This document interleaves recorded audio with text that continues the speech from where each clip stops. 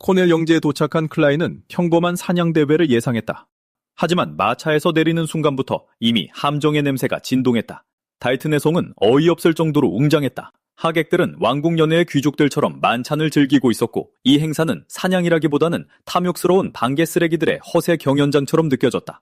하지만 진짜 역겨운 본색은 달튼이 굶주린 사냥개들을 숲에 푼 뒤 장난감처럼 쏴 죽일 때 드러났다. 그것도 모자라 감히 에린을 건드리며 클라인의 애완 하녀라고 부르기까지 했다. 자기 손목이 날아가도 상관없다는 듯이. 클라인은 즉시 그의 손을 비틀며 물러서라고 경고했지만 달튼은 이미 스스로 사망 진단서를 끄는 악당처럼 그저 미소 지을 뿐이었다. 이윽고 클라인은 그를 따라 홀로 숲으로 들어갔고 그제야 달튼은 진짜 사냥감의 정체를 드러냈다. 개들의 시체가 사방에 널려 있었다. 용병들이 주변을 포위했다. 궁수들이 활 시위를 당겼고 달튼은 클라인이 마지막 사냥감이라고 자랑스럽게 선포했다. 불행하게도 녀석은 건드려선 안 될 상대를 고르고 말았다. 달튼이 라인랜드 가문을 조롱하고 바르켈이 목숨 바쳐 지켜낸 미래에 침을 뱉는 순간 클라인의 내면에서 무언가가 툭 끊어졌다.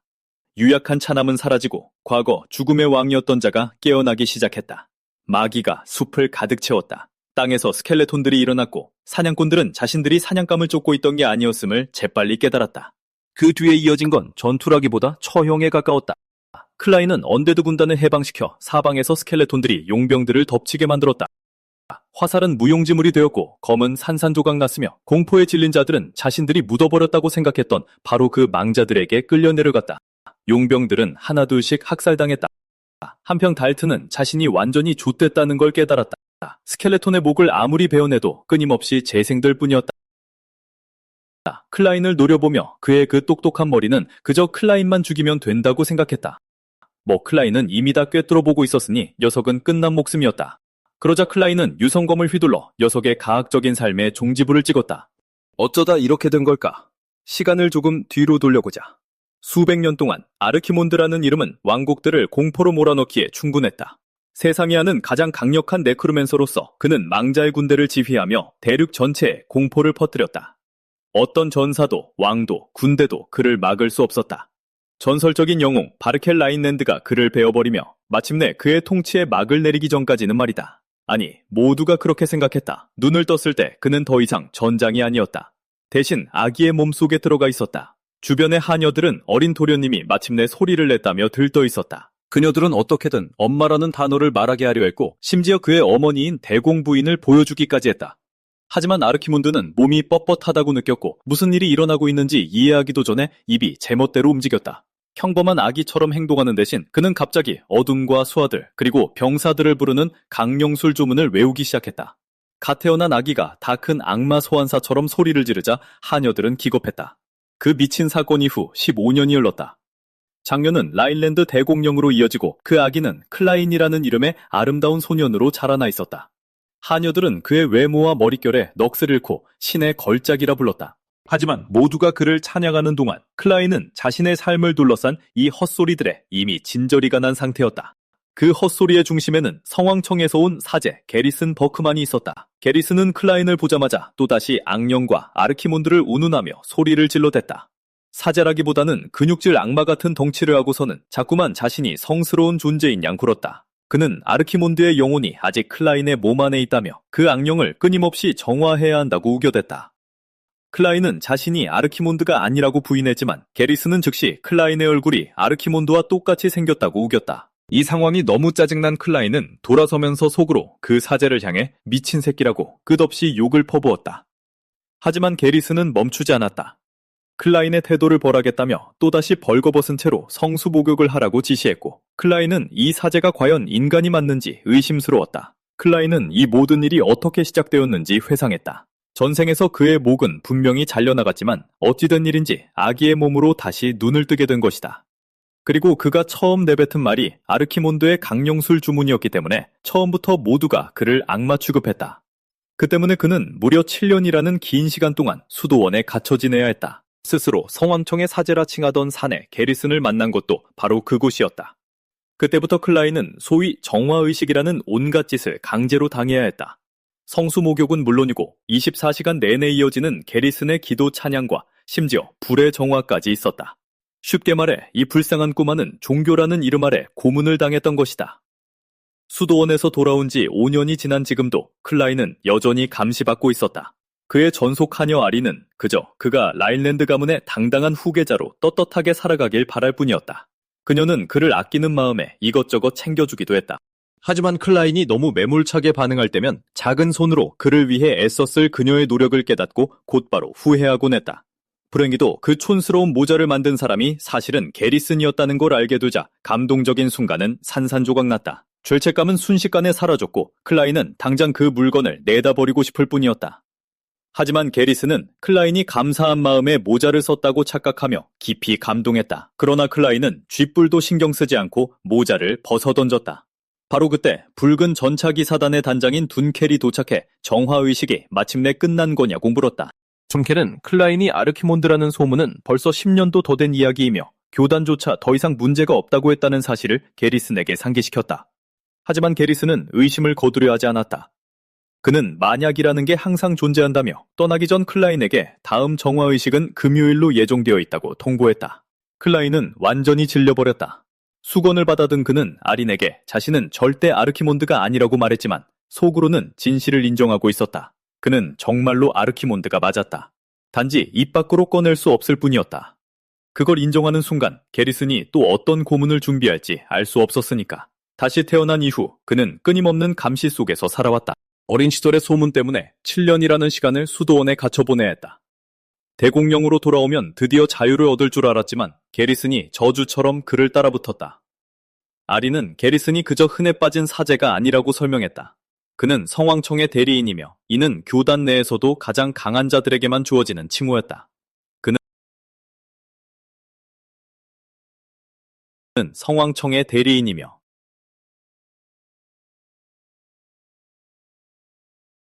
이는 교단. 아리는 가장 먼저 현재 7대 대공이자 클라인의 아버지를 떠올렸지만 클라인은 이미 정답을 알고 있었다. 가장 강했던 자는 바로 초대 대공 바르켈 라인랜드였다. 하인들은 클라인이 초대 대공을 가장 존경한다고 착각하며 기뻐했다. 하긴 그가 늘 바르켈의 초상화를 뚫어지라 쳐다보긴 했으니까. 하지만 클라인의 속마음은 그들의 상상과는 완전히 달랐다. 그는 바르켈을 존경하는 게 아니었다. 그저 자신을 죽인 남자를 노려보고 있을 뿐이었다. 클라인은 바르켈이 라인랜드 가문을 세운 지 벌써 200년이나 흘렀다는 사실을 깨달았다. 여전히 믿기지 않았지만 이 진실을 받아들이는 것 외엔 다른 도리가 없었다. 네크로맨서 아르키몬드였던 자신이 다름 아닌 제 목숨을 거둔 남자의 후손 클라인 라인랜드로 다시 태어난 것이다.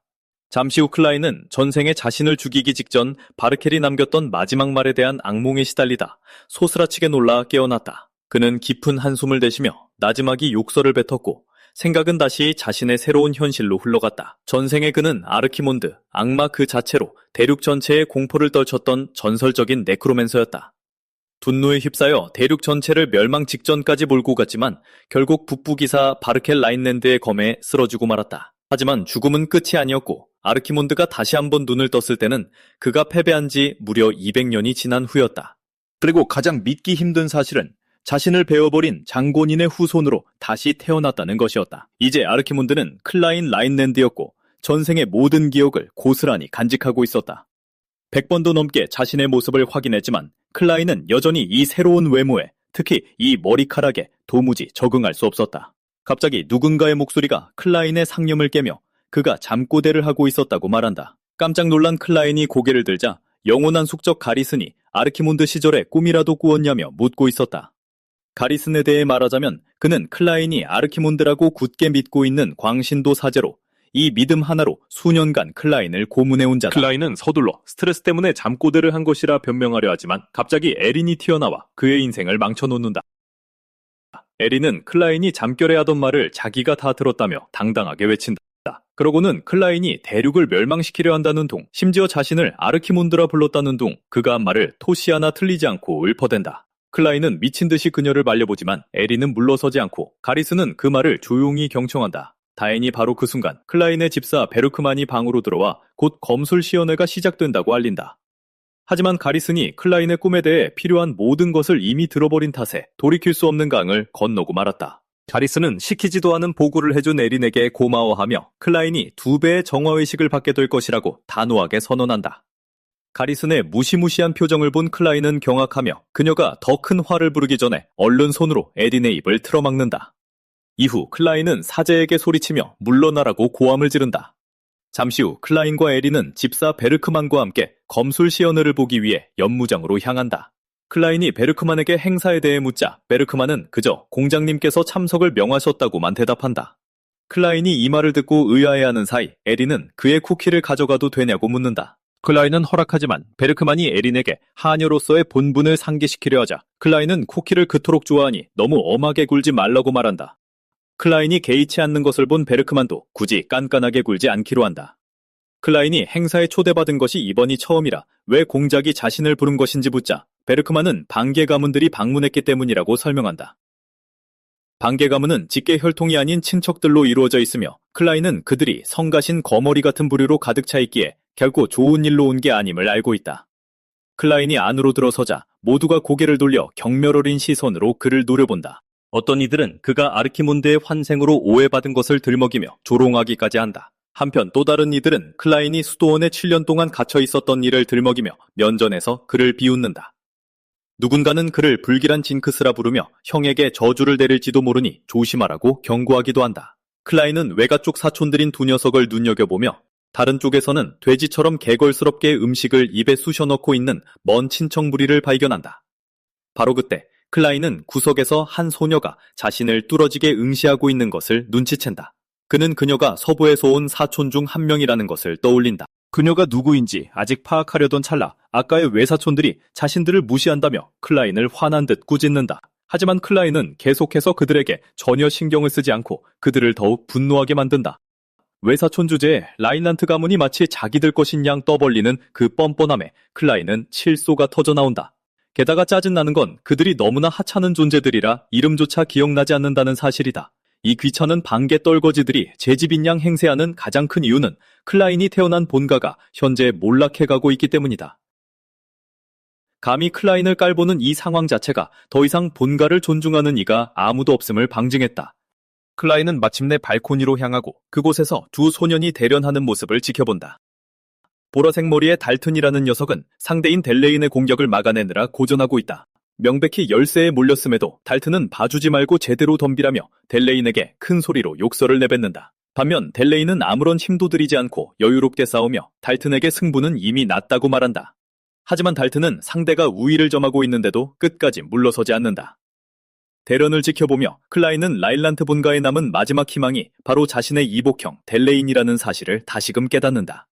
델레인은 라일란트 가문의 장남으로 적수가 없는 천재로 잘 알려져 있다. 델레인의 재능 덕분에 라일란트 가문은 여전히 명검사의 핏줄이라는 명성을 누리고 있었다. 그러나 반개 출신인 달튼은 그 명성에 진흙칠을 하려고 작정한 듯 보였다. 그들이 대련하는 모습을 계속 지켜보던 클라인의 두 눈이 번뜩인다. 새로운 몸으로 익숙한 검술을 보는 것은 이번이 처음이었다. 달튼이 공격을 위해 돌진하자 델레인은 날렵하게 피한 뒤 다음 순간 달튼의 등 뒤에 나타난다. 클라인의 두 눈이 계속해서 반짝인다. 델레인의 검술을 지켜보며 클라인은 발놀림과 도약의 타이밍, 심지어 만화의 흐름까지도 훤히 꿰뚫어본다.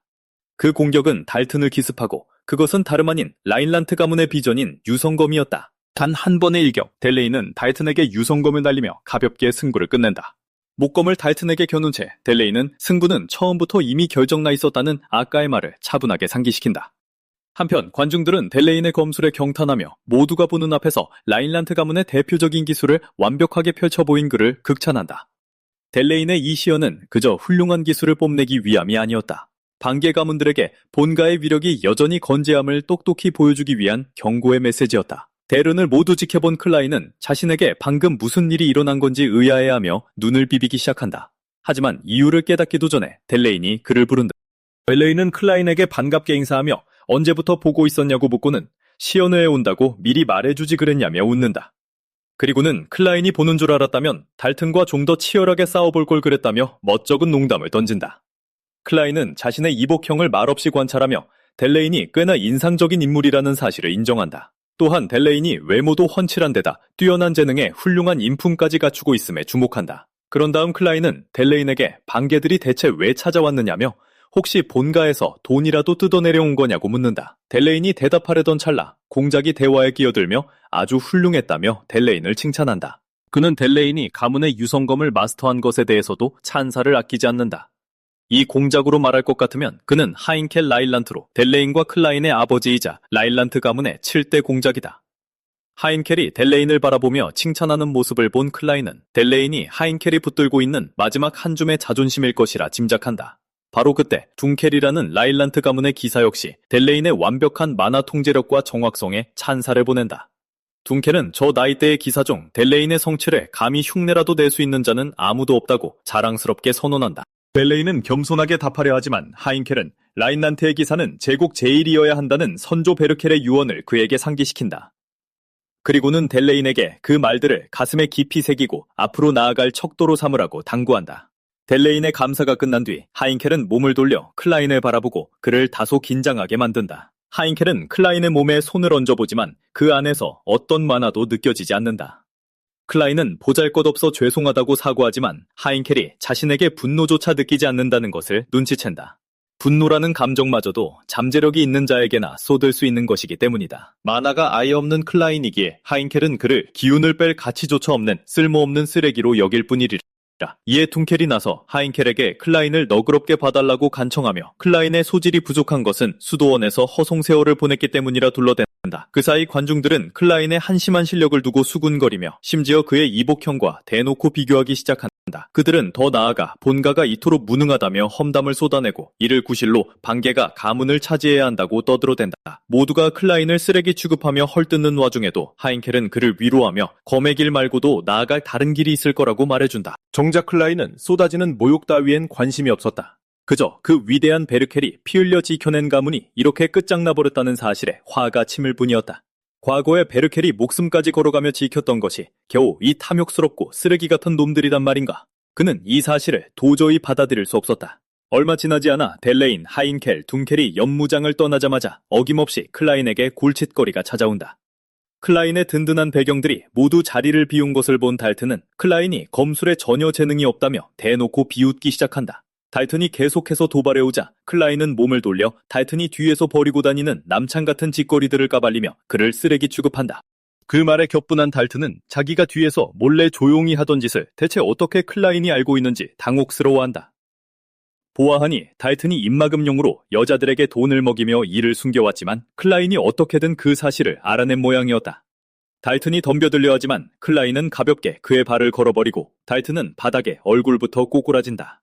클라인은 길가의 쓰레기를 보듯 달튼을 철저히 무시하며 몸을 돌리고는 델레인에게 줘놓고 여기서 화풀이하는 찌질이라며 팩트를 꽂아버린다. 하지만 그 말이 달튼을 더욱 미쳐 날뛰게 만들 뿐이었다. 급기야 그는 클라인의 어머니를 모욕하며 클라인을 사생아 새끼라 부른다. 분노가 폭발한 클라인이 살기를 내뿜으며 고개를 돌려 노려보자 달튼은 클라인의 그 끔찍한 표정에 겁에 질려버린다. 하지만 클라인이 달튼을 죽일 듯이 노려본 것은 그 선 넘은 무례함 때문이었지 단 한 번도 본 적 없는 어머니를 모욕해서가 아니었다. 클라인은 베르켈의 후손들이 이런 하찮은 쓰레기들에게조차 조롱당할 정도로 타락하고 몰락했다는 사실에 분노한 것이다. 자신을 죽였던 영웅의 가문이 어찌 이 지경까지 떨어졌는지 도무지 이해할 수가 없었다. 다행히 클라인의 분노가 통제불능이 되기 전에 둔켈이 끼어들어 달튼에게 물러서라고 경고한다. 여전히 씩씩대던 달튼은 결국 물러나기로 하지만 떠나기 전 기사를 내세워 위협한다며 클라인을 비겁자라 매도하는 것도 잊지 않는다. 그리고는 화난 수탉처럼 씩씩거리며 자리를 박차고 나가고 클라인과 둔켈은 그 뒷모습을 말없이 지켜본다. 그가 떠난 후 클라인은 둔켈에게 여분의 검을 부탁하고 그날 밤 둔켈은 그에게 검을 건네준다. 그는 이 늦은 시간에 왜 검이 필요한지 의아해하지만 클라인은 그 질문을 무시한 채 아까 본 델레인의 동작을 그대로 흉내내며 검을 휘두른다. 둔켈은 그것이 유성검임을 직감하고 클라인도 이를 인정한다. 그런 다음 클라인은 둔켈에게 먼저 가보라고 말한다. 둔켈은 고개를 끄덕이면서도 검을 가지고 놀 때는 조심하라는 충고를 잊지 않는다. 자리를 뜨려던 둔켈은 클라인이 검술을 배우지 못한 것에 미련이 남아 이러는 거라 지레짐작한다. 그는 만화가 전혀 없는 클라인이 이제 와서 무언가를 깨우치기엔 너무 늦었으며 만화를 다루지 못하는 자는 결코 기사가 될 수 없다고 확신한다. 게다가 유성검은 가문의 비전이기에 그 누구도 클라인에게 정식으로 가르쳐준 적이 없기 때문이다. 따라서 클라인이 검의 궤적을 흉내낸다 하더라도 둔켈은 그가 완벽히 따라할 수는 없을 것이라 믿었다. 그 시각 클라인은 감각을 집중해 앞서 델레인 형님이 보여준 움직임을 떠올렸다. 설명할 수 없는 이유로 그 기억은 그의 머릿속에 생생하게 남아있었다. 마치 그 기술이 오래전부터 자신의 일부였던 것처럼 클라인은 만화의 흐름까지도 너무나 쉽게 재현하기 시작했다. 곧이어 그의 주변에서 기운이 요동치기 시작했고 당황한 둔켈에게까지 그 여파가 닿았다. 둔켈은 클라인이 정말 그 기술을 재현해낸 것인지 의구심을 품으며 뒤를 돌아보았다. 하지만 그가 상황을 파악하기도 전에 클라인은 실제로 강력한 유성검을 쏘아올렸다. 그 일격은 거대한 바위마저 두동강 냈고 이 모든 것을 지켜본 둔켈은 말문을 잃고 말았다. 여전히 충격에 빠진 둔켈이 클라인을 부르는 동안 클라인은 기술이 정말 통했다며 매우 흡족해했다. 며칠 뒤 클라인은 또다시 게리슨의 고문 속으로 내던져졌다. 성화라는 명목하에 클라인은 머리를 물통에 처박힌 채 몇 분 동안 숨을 참아야 했다. 아린과 게리슨은 클라인이 물속에서 그렇게 오래 숨을 참을 수 있다는 사실에 놀랐다. 클라인이 고통받는 동안 게리슨과 아린은 그가 물고기 수준이라며 수다를 떨었고 게리슨은 다음 정화의식을 아예 수조에서 하겠다고 다짐까지 했다. 더 이상 참지 못한 클라인은 오늘 정화 시간을 멋대로 늘린 게리슨에게 버럭 화를 냈다. 게리슨은 조금 전 클라인의 방에서 기분 나쁜 불길한 기운이 느껴졌기 때문이라고 변명했다. 하지만 구작 직감 따위로 자신을 고문했다는 사실에 클라인의 분노는 더욱 치솟았다. 바로 그때 둔켈이 연무장에서의 무례를 사과하고 싶다는 발튼의 초대장을 들고 찾아왔다. 연무장에서 미친 개처럼 날뛰던 달튼을 떠올린 클라인은 이 사과에 뭔가 수상한 속셈이 있음을 직감했다. 초대장을 읽어보니 사냥대회였는데 방금 전까지 미친 개처럼 굴던 달튼이 이렇게 빨리 자신을 초대했다는 사실이 그저 의심스러울 뿐이었다. 클라인은 함정이 분명하다고 짐작하면서도 둔켈에게 초대에 응하겠다고 말했다. 그러고는 검을 힐끗 바라보며 새로 얻은 검술이라면 기습당할 걱정 없이 갈 수 있을 거라 확신했다. 유성검 재현에 성공한 이후 클라인은 지난 며칠 동안 머릿속으로 그 기술을 수없이 재생했다. 그 덕분에 그는 단 한 번이라도 본 기술은 완벽하게 흉내낼 수 있다는 사실을 깨달았다. 하지만 클라인은 도대체 어떻게 자신에게 이런 능력이 생겼는지 이해할 수 없었다. 한편 둔켈은 한참 동안 클라인을 조용히 관찰하더니 사냥대회로 향할 마차를 준비하겠다고 동의했다. 게리슨 역시 따라가겠다고 나섰지만 클라인은 그가 또 무슨 핑계로 고문할 속셈인지 의심하며 단칼에 거절했다. 하지만 게리슨은 오늘따라 불길한 예감이 든다며 물러서지 않았다. 잠시 후 그들은 달튼의 영지로 향했지만 출발한 지 얼마 되지 않아 아린이 게리슨의 다리를 베고 잠들어버렸다. 클라인은 눈치 없이 따라온 게리슨을 타박하기 바빴으나 게리슨은 그 잔소리를 무시한 채 편히 쉬라며 베개를 건넸다. 그러나 클라인은 서부 숲을 지나는 길이 험할 것이라며 이를 거절했다. 또한 잠이라도 좀 자두는 게 나을 거라며 게리슨에게 덧붙였다. 게리슨은 클라인의 배려에 감동했지만 클라인은 그 베개를 아린에게 주라는 뜻이었다며 단숨에 그의 기대를 부셔버렸다. 게리슨에게 정신적 타격을 입힌 뒤 마차 창밖을 바라보던 클라인은 숲이 정말 많이 변했다고 생각했다. 아르키몬드로 살던 시절 이곳은 눈과 시체로 뒤덮인 땅이었다. 하지만 200년이 지난 지금 얼어붙은 시체밭은 울창한 숲으로 변해 있었다. 클라인은 이 모든 변화가 바르클이 벌인 일일 거라 짐작했다. 잠시 후 둔켈이 달튼의 집인 코넬 영지에 도착했음을 클라인에게 알렸다. 마차에서 내리자마자 클라인의 눈앞에는 라인란테 본가보다 100배는 더 화려한 웅장한 송이 나타났다. 설상가상으로 고작 젊은이들의 사냥대회에 불과한 자리임에도 손님들은 사치스러운 연애를 즐기고 있었다. 클라인이 여전히 주변을 살피고 있을 때 커다란 사냥개 무리를 끌고 나타난 달튼이 뭘 그렇게 뚫어지게 쳐다보냐며 말을 걸었다. 그러고는 라인란트 본가에서 뜯어낸 돈으로 지은 곳이라며 자랑스럽게 자신의 영지를 떠벌렸다. 달튼이 신나서 입을 놀리는 동안 클라인은 그가 데리고 있는 개들이 심각한 영양실조 상태라는 것을 알아챘다. 이 허영심 가득한 꼴에 진절머리가 난 클라인은 사냥대회가 어쩌다 사교 모임으로 변질되었냐며 쏘아붙였다. 클라인의 인내심이 바닥나고 있음을 눈치챈 달튼은 마침내 그 알량한 사냥을 시작하기로 했다. 그는 오만한 미소를 지으며 개들을 풀었고 개들은 곧장 숲속으로 뛰쳐나갔다. 달튼의 말에 따르면 숲 곳곳에 미끼를 흩뿌려 짐승들이 냄새를 쫓게 만들었다고 한다. 이어서 그는 개들을 일부러 굶겼다며 극도의 굶주림이 인간은 상상도 못할 만큼 후각을 예민하게 만들어준다고 떠벌렸다. 개들이 냄새를 맡고 미끼를 쫓기 시작하면 비로소 진짜 사냥이 시작된다는 것이 그의 설명이었다. 예고도 없이 활을 빼든 달튼은 개들이 멀리 가기도 전에 화살을 연달아 쏘아 몇 마리를 단숨에 쓰러뜨렸다. 그는 스스로 흡족해하며 자신이 죽인 개들을 가리켰고 이것이 바로 성공적인 사냥의 본보기라며 으스댔다. 그때 마차에서 자고 있던 아린이 아직 잠이 덜 깬 채 눈을 비비며 다가왔다. 달튼은 다가오던 아린을 가로막고 그녀의 머리를 쓰다듬으며 클라인의 애완하녀라 불렀다. 심지어 클라인이 왜 이런 작고 쓸모없는 짐덩이를 데리고 다니는지 모르겠다며 이죽거렸다. 그가 더 함부로 손을 대려는 찰나 클라인이 달튼의 손목을 움켜쥐고 비틀며 물러서라고 경고했다. 클라인은 손을 부러뜨려 버리겠다고 협박하며 달튼을 노려보았고 잠시 더 비틀다가 손을 놓아주었다. 격분한 달튼은 클라인을 거칠게 밀치며 센 척하지 말라고 내뱉었다. 그러고는 말에 올라타 사악한 기색을 품은 채 사냥을 하러 가자며 클라인을 도발했다. 클라인 역시 망설임 없이 다른 말에 올라탔고 둔켈에게 아린과 함께 남아있으라고 지시했다. 둔켈은 혼자 가는 것은 위험하다고 경고하며 만약의 사태를 대비해 자신도 따라가겠다고 나섰다. 하지만 클라인은 이를 거절하며 뒤에 남아 게리슨을 감시하라고 명했다. 그는 게리슨이 갑자기 사라진다면 무언가 크게 잘못되었다는 뜻이라고 설명했다. 클라인은 둔켈에게 마법 스크롤을 건네며 게리슨이 사라지면 즉시 찢으라고 당부했다. 스크롤이 찢어지면 연결된 문장이 자신의 손등에 나타날 것이라고 덧붙였다. 지시를 마친 클라인은 둔켈이 반박할 틈도 없이 말을 몰고 떠났고 게리슨은 그 모든 과정을 멀리서 조용히 지켜보고 있었다. 잠시 후 숲속 공터에 도착한 클라인은 여전히 달튼을 찾고 있었다. 그가 수색을 계속하려던 찰나 이 순간만을 애타게 기다려온 듯 달튼이 그를 불러세웠다. 사냥개 시체들에 둘러싸인 달튼은 마침내 최고의 사냥감을 찾아낸 포식자처럼 사악하게 검을 핥고 있었다. 말에서 내린 클라인은 역겨운 표정으로 달튼의 속셈을 캐물었다. 주위를 둘러본 클라인은 달튼이 사냥개들을 모조리 죽여버렸다는 사실을 확인하고는 더욱 심한 불쾌감을 느꼈다. 달튼은 사냥의 대미를 장식하기 위해 기다리고 있었다고 이죽거렸다. 달튼은 검을 겨누며 클라인이 마지막 사냥감이라 선언하고 그를 죽이겠다고 다짐했다. 하지만 클라인은 곧 죽음을 맞이할 광인의 헛소리 따위에 동요하지 않았다. 여느 삼류 악당들처럼 말이 많아진 달튼은 클라인을 쓰러뜨린 뒤 델레인에게 그 목을 바쳐 라인란트 본가가 쓰레기일 뿐이라는 걸 증명하겠다는 계획을 구구절절 늘어놓기 시작했다. 구차한 악당의 독백을 이어가던 달튼이 오른손을 들어 올리자 이 순간을 위해 매복해 있던 졸개들에게 신호가 떨어졌다. 용병들이 포위망을 좁혀오는 와중에도 달튼은 이제 반개가 공장령을 물려받을 때가 왔다며 끝없이 악당 흉내를 내고 있었다.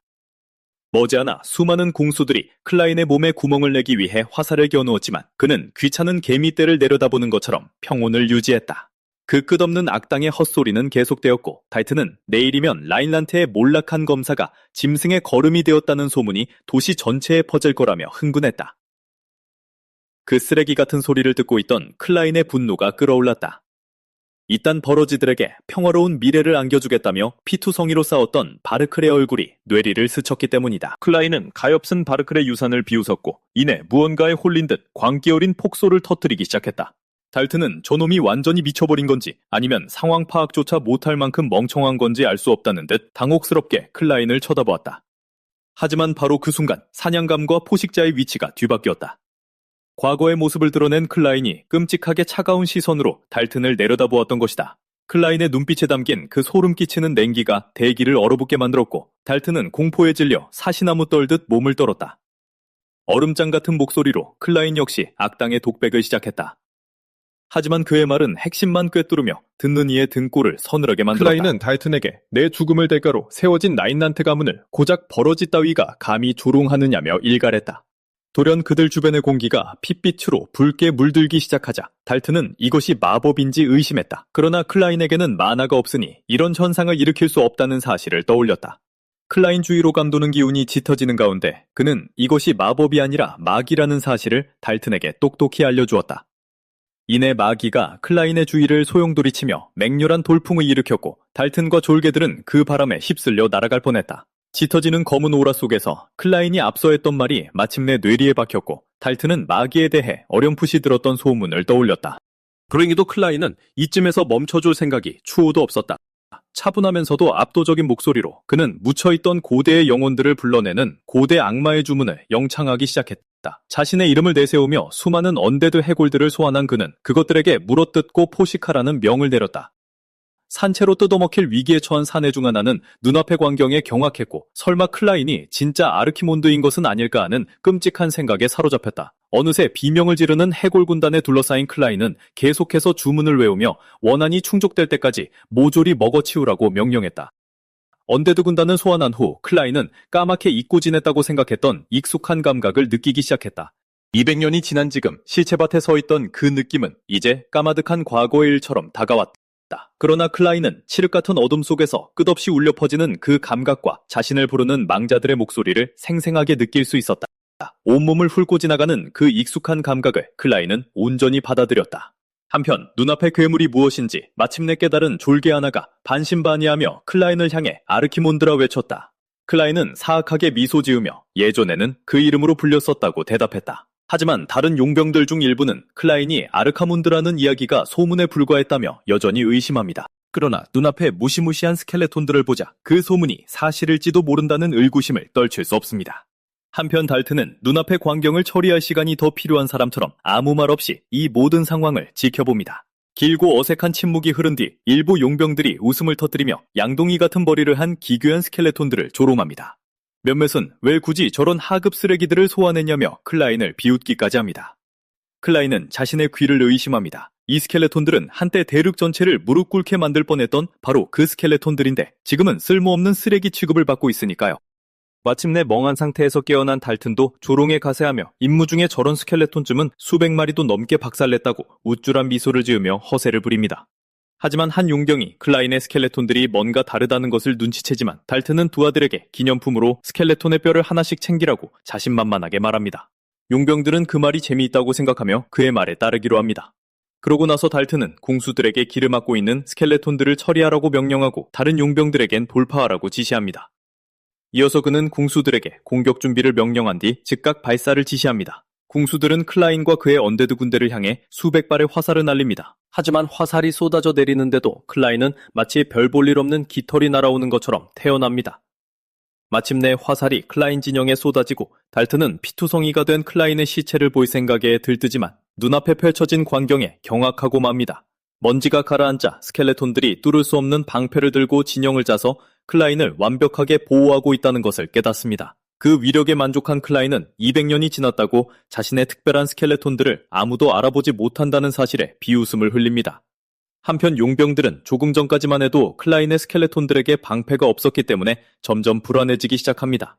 클라인은 자신의 수하들이 흔해 빠진 나약한 스켈레톤이 아니라는 사실을 그들에게 똑똑히 알려줍니다. 용병들이 대체 저것들의 정체가 뭐냐고 묻자 클라인은 그저 자신의 스켈레톤들은 다르다고만 말합니다. 하지만 그 말 한마디만으로도 용병들을 떨게 만들기에는 충분했습니다. 자신이 무엇을 할 수 있는지 보여줄 준비를 마친 클라인은 바르켈을 향해 똑똑히 지켜보라고 속으로 읊조리며 바르켈이 그토록 지키려 했던 미래를 비웃고 모욕한 쓰레기들에게 마침내 교훈을 새겨줄 수 있다는 생각에 남몰래 쾌감을 느낍니다. 스켈레톤들에게 공격을 준비하라고 명령하며 클라인은 자신이 죽음을 맞이해야만 했던 이유인 저 오만한 후대놈들을 박살낼 생각에 기대감을 품습니다. 그리고 그 다짐과 함께 돌격 명령을 내립니다. 모두가 경악하게도 스켈레톤들은 엄청난 속도로 세도하기 시작합니다.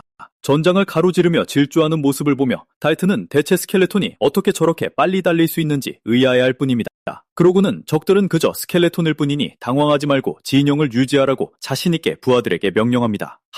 하지만 다음 순간 바로 그 스켈레톤들이 달튼의 부하들을 무자비하게 찢어밟기 시작하면서 달튼의 말이 틀렸음이 증명됩니다. 사방에서 신체가 잘려나가고 피가 튀자 달튼은 패닉에 빠지기 시작합니다. 그의 진영은 이미 무너진 지 오래였고 더 이상 그의 말을 듣는 사람은 아무도 없었습니다. 불행히도 이것은 시작에 불과했습니다. 클라인이 두 번째 석궁부대에게 적들을 포위하고 조준하라고 명령했기 때문입니다. 덜컥거리는 소리에 남은 용병들이 다급히 위를 올려다본 순간 주마등처럼 자신들의 목숨이 스쳐 지나갑니다. 그들이 여전히 멍해 있는 동안 클라인은 석궁부대에게 발사 준비를 명령합니다. 그 순간 용병들은 다른 이들에게 공격이 임박했음을 알립니다. 하지만 그들이 도망치라고 외치려는 찰나 클라인은 부대에게 발사 명령을 내립니다. 곧이어 빗발치는 화살이 달튼의 진영에 쏟아져 내리며 한꺼번에 수많은 이들의 목숨을 앗아갑니다. 한편 달튼은 여전히 전장 한가운데서 비 맞은 강아지처럼 벌벌 떨고 있습니다. 그는 다급히 주위를 살피다 전황이 극도로 불리하며 클라인의 스켈레톤들이 타이무에서 파는 싸구려가 아니라는 사실을 깨닫습니다. 자신의 무리가 전멸하는 건 시간 문제라는 걸 알게 된 달튼은 최후의 발악을 하기로 결심합니다. 그는 남은 병력에게 석궁 장전을 멈추고 근접전으로 전환하라고 명령합니다. 부하들이 자신의 명령을 들었다는 것을 확인한 달튼은 솔선수범할 준비를 하며 자신만만하게 전투에 뛰어듭니다. 단 일격에 스켈레톤 하나의 머리를 베어 넘긴 그는 성급히 환호하며 부하들에게 머리를 노리라고 신나게 외칩니다. 하지만 그 말이 채 끝나기도 전에 머리 없는 스켈레톤이 달튼의 목을 날려버릴 뻔합니다.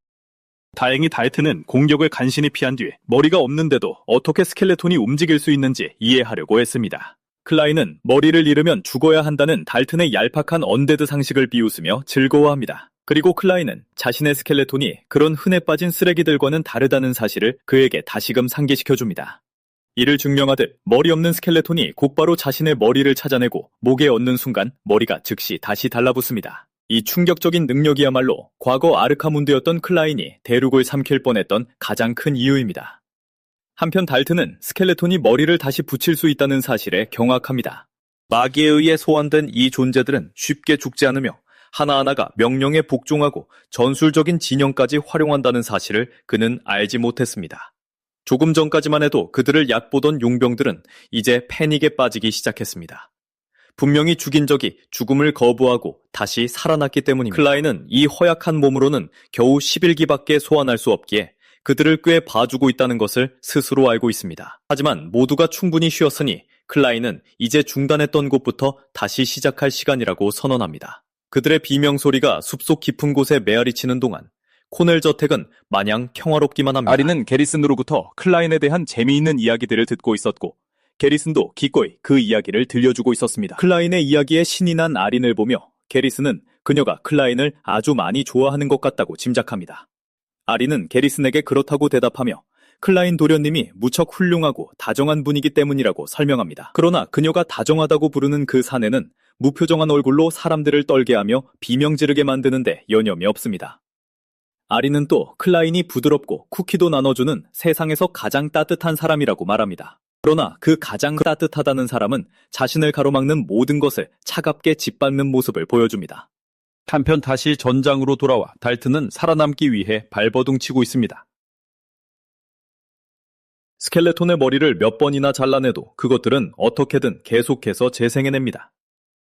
마침내 달튼은 머리를 굴려 스켈레톤들의 재생을 막을 방법을 고민하기 시작합니다. 그리고 바로 그때 그의 시선이 원흉인 클라인에게 향합니다.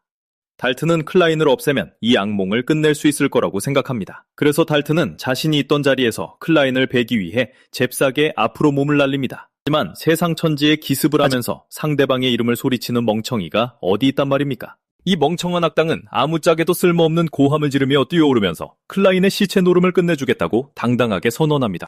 그리고 짧은 악당 선언을 마친 뒤 달튼은 클라인을 향해 검을 휘두를 준비를 하지만 클라인은 미동도 없이 특수한 눈의 스킬을 활성화합니다. 그의 주변으로 기운이 탁탁 튀며 맴돌기 시작할 때 클라인은 검을 뽑아들고 딜레인의 검수를 떠올리기 시작합니다. 그 특수한 눈의 힘으로 클라인은 한 번 본 기술이라면 단지 떠올리는 것만으로도 완벽하게 따라할 수 있습니다. 클라인이 딜레인과 완전히 똑같은 기술을 쓰려 한다는 사실을 깨달은 달튼은 경악합니다. 불행하게도 딜레인의 일격을 막아내지 못했던 것처럼 달튼은 클라인의 유성검 앞에서도 속수무책이었습니다. 단 일격에 클라인의 검이 달튼을 베어가르고 그는 잠시 멍하니 굳어버립니다. 치명상으로 인해 달튼의 숨이 끊어져 갈 때 클라인은 그에게 편안한 죽음은 기대하지 말라며 달튼의 심판은 이제부터 시작이라고 선언합니다. 달튼을 처리한 뒤 클라인은 술자를 제거하면 네크로맨서의 피조물들이 힘을 잃게 될 거라는 달튼의 이론이 맞았다고 밝힙니다. 결국 아르카문드 시절의 클라인도 그 약점을 극복하지 못해 패배했기 때문입니다. 그러나 얄궂은 운명의 장난으로 클라인은 이제 라인랜드 가문의 능력 덕분에 이 힘을 지켜낼 수 있게 되었습니다. 한마디로 클라인은 자신의 적이었던 바르켈의 피 덕분에 더 강해진 것입니다. 숨이 잦아드는 달튼을 내려다보며 클라인은 새로운 삶으로 환생한 이상 모든 것을 바꾸겠다고 다짐합니다. 달튼은 이 말을 엿듣고 클라인에게 캐물으려 하지만 그 순간 마지막 숨을 거둡니다. 반면 클라인은 바르켈을 도와 몰락한 라인랜드 가문을 재건하겠다는 결의를 다집니다. 잠시 후 달튼은 칠흑같이 어두운 곳에서 깨어나 방향 감각도 잃은 채 아무것도 보지 못합니다. 몸을 움직이려 해보지만 자신이 의자에 단단히 묶여있어 아무리 발버둥 쳐도 움직일 수 없다는 사실을 깨닫습니다.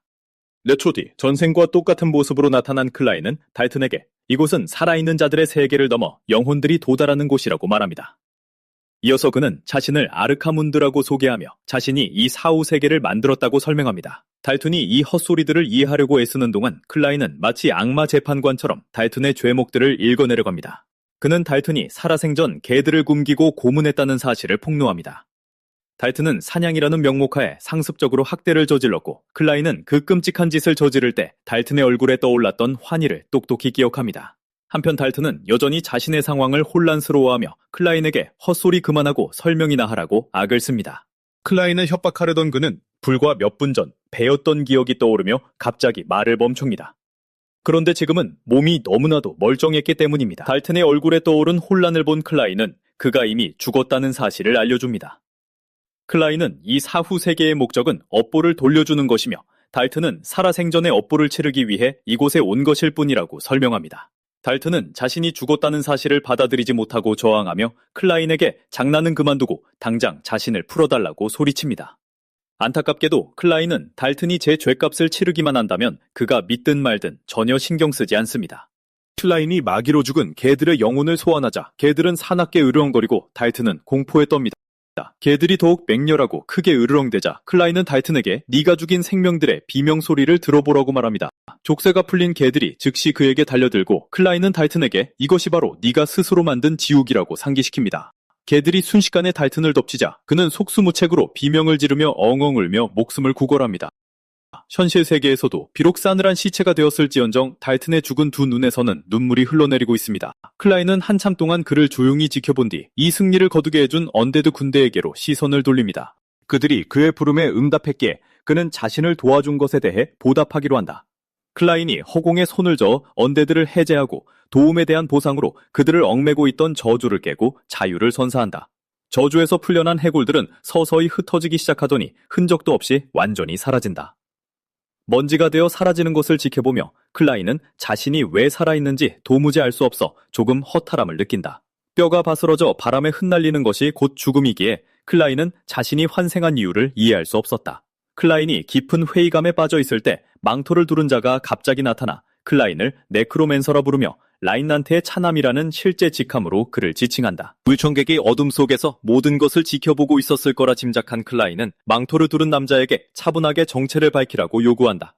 낯선 자는 이를 거절하고 오히려 바닥에 널브러진 시체들에 마귀를 불어넣기 시작한다. 그는 오만한 미소를 지으며 클라인이 자신의 정체를 알 수 있을 만큼 오래 살지 못할 것이라고 선언한다. 클라인이 지켜보는 가운데 마귀가 시체들에 스며들고 시체들은 하나둘씩 언데드로 되살아나 일어난다. 클라인은 남자가 혼을 부르는 마법으로 망자들을 조종하고 있다는 사실, 즉 그가 네크로맨서라는 것을 단번에 알아챈다. 망토를 두른 남자는 달튼은 실패했지만 이 시체들은 꽤 쓸모가 있을 것이라고 말한다. 그 말을 마친 그는 삼류 엑스트라 악강글이 낼 법한 전형적인 웃음소리를 터뜨린다.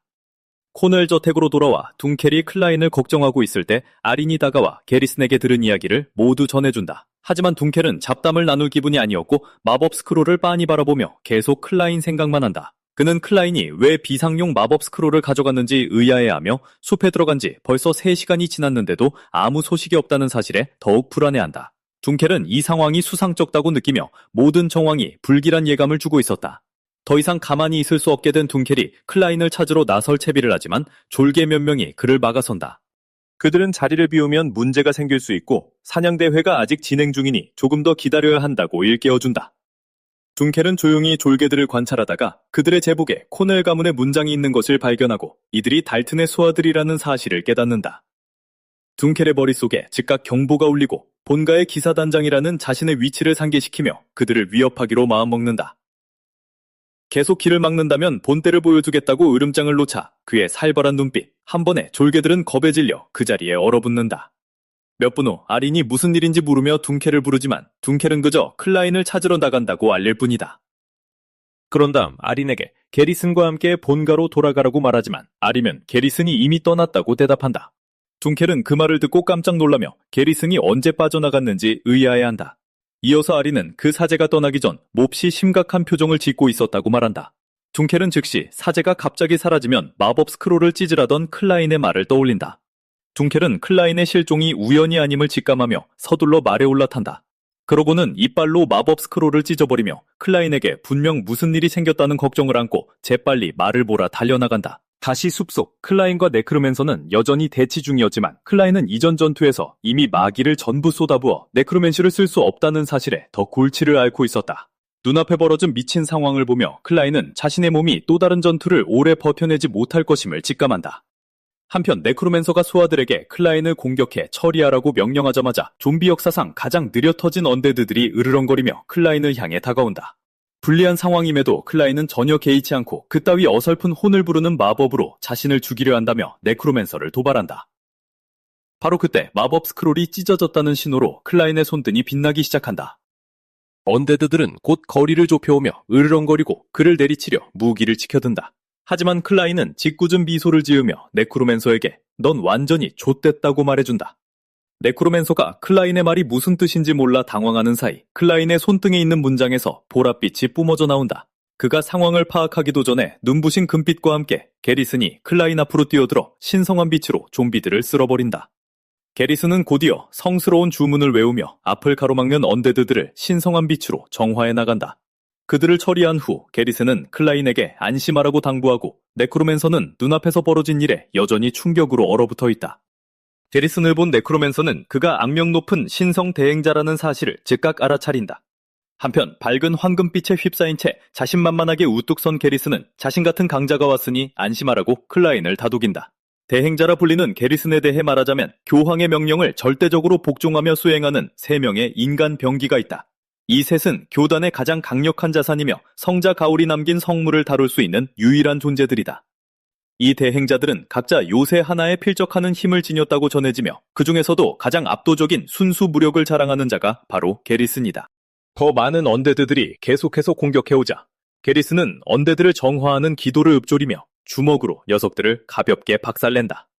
게리슨은 땀 한 방울 흘리지 않고 무리를 가로지르며 대가리 몇 개를 날려버리는데 워킹데드 리메이크작에 당장 캐스팅되어야 할 포스를 뿜어낸다. 게리슨이 이른바 심판을 내리고 있는 동안 이 모든 사태를 일으킨 원흉은 경악하며 지켜보고 있다. 그는 자신을 이곳으로 이끈 모든 결정에 의문을 품기 시작했고 교단의 대행자가 왜 이런 뻔한 진흙탕 싸움에 끼어들었는지 비로소 깨닫는 듯하다. 사내는 게리슨의 미친 무력에 더욱 충격을 받고 건드려선 안 될 상대를 건드렸음을 깨달으며 도망치기로 마음먹는다. 게리슨이 근원을 정화하기 위해 그를 향해 다가오자 괴물과 싸우는 건 돈 받고 할 일이 없었기에 가면을 쓴 사내는 냅다 튀려고 한다. 불행하게도 몇 걸음 내딛기도 전에 게리슨이 그의 머리를 쥐어잡는 바람에 그는 쓰레기짝처럼 허공에 들려 올려진다. 공중에서 버둥거리는 사이 사내의 가면이 떨어지고 그는 목숨을 구걸하려 애쓰지만 게리슨은 그의 얼굴뼈를 푸딩처럼 으깨기 시작한다. 가면을 썼던 사내가 숨을 쉬려 발버둥치지만 게리슨은 그의 모든 발악을 무시하고 기도를 끝마치기로 한다. 기도가 끝나기도 전에 사내의 안구는 이미 안화에서 튀어나올 지경이 된다. 마침내 게리슨이 기도문 암송을 마치자 그는 힘도 안 들이고 사내의 머리를 터뜨려버린다. 튕겨나간 눈깔이 클라인의 발밑까지 굴러올 정도였다. 일을 마친 게리슨이 클라인을 부르지만 게리슨의 끔찍한 괴력을 목격한 클라인은 몹시 불안해한다. 게리슨은 거의 발걸음만 뗐을 뿐이고 그저 앞으로 돌진했을 뿐이다. 하지만 그가 뿜어내는 오라의 압박만으로도 20구가 넘는 시체들이 그 자리에서 산산조각이 났다. 피투성이가 된 손으로 게리슨이 다가오자 클라인은 초조해진다. 클라인의 머리카락 위로 피가 뚝뚝 떨어지자 클라인은 자신이 다음으로 찢겨나갈 양배추 신세가 되는 건 아닐까 겁에 질린다. 그런 다음 게리슨은 숲에서 네크로맨시의 흔적이 느껴져 급히 달려왔다고 말한다. 그는 소름 끼치게 웃으며 자신이 도무지 이해할 수 없는 무언가가 있는 것 같다고 클라인에게 말한다. 이어 게리슨은 클라인의 어깨에 손을 얹으며 아까 느껴진 마귀가 저 가면 쓴 놈의 것과는 달랐다고 짚어낸다. 그 순간 클라인의 심장이 철렁 내려앉고 게리슨의 표정을 본 클라인은 조금이라도 말실수를 했다간 이 사제가 당장 자신을 지워버리려 할 것이라고 확신한다. 다행히도 둔켈이 기가 막힌 타이밍에 도착해 클라인이 무사한지 묻는다. 클라인이 고개를 돌려 둔켈을 보았을 때 그는 자신의 짧은 생애 동안 누군가를 보고 이렇게까지 안도한 적이 없었다. 안도감이 온몸을 휩쓸고 지나가자 클라인은 현기증을 느끼기 시작하고 연약한 몸으로 네크로맨시를 쓴 무리가 이제야 찾아온 것이라 짐작한다. 클라인이 바닥에 털썩 주저앉아 당황한 둔켈이 서둘러 클라인의 곁으로 달려가 상태를 살핀다. 걱정 많은 엄마처럼 둔켈은 클라인에게 대체 무슨 일이 있었냐며 고작 게리슨의 손에서 피 몇 방울이 튀었을 뿐인데 피투성이가 된 이유를 정신없이 캐묻는다. 클라인은 쏟아지는 질문들을 무시하고 귀에 대고 소리 좀 그만 지르고 다리에 힘이 풀릴 것 같으니 그냥 좀 부축해달라고 둔켈에게 말한다. 둔켈이 달튼에 관해 묻자 클라인은 달튼이 먼저 자신을 죽이려 했기에 자신이 놈을 처리했다고 덤덤하게 대답한다.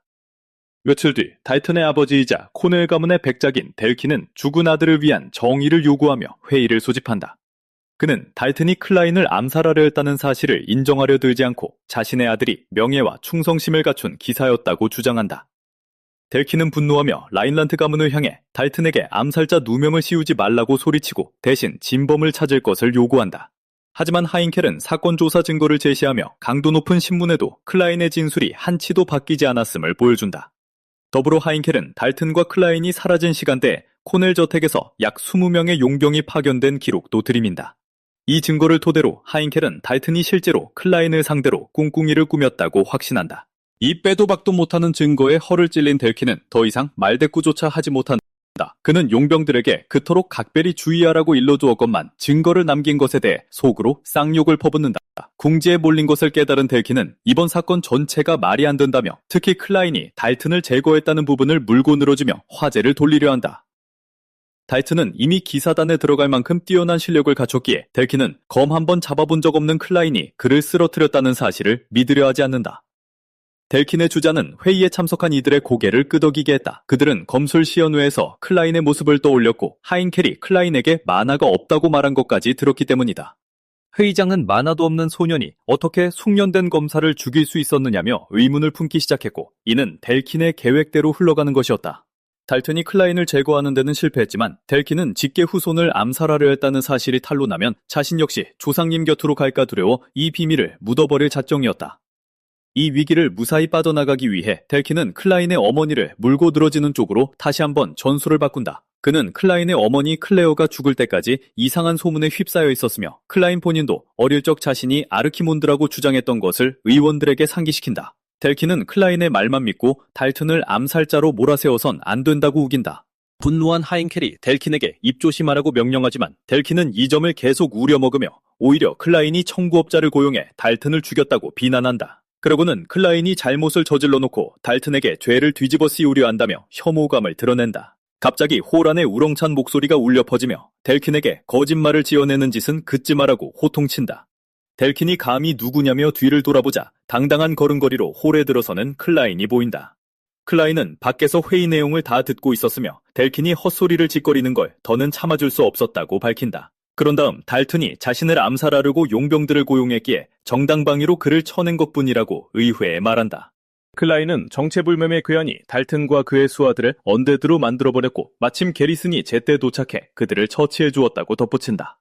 클라인의 간략한 설명을 들은 델킨은 즉각 그가 거짓말을 하고 있다고 몰아붙인다.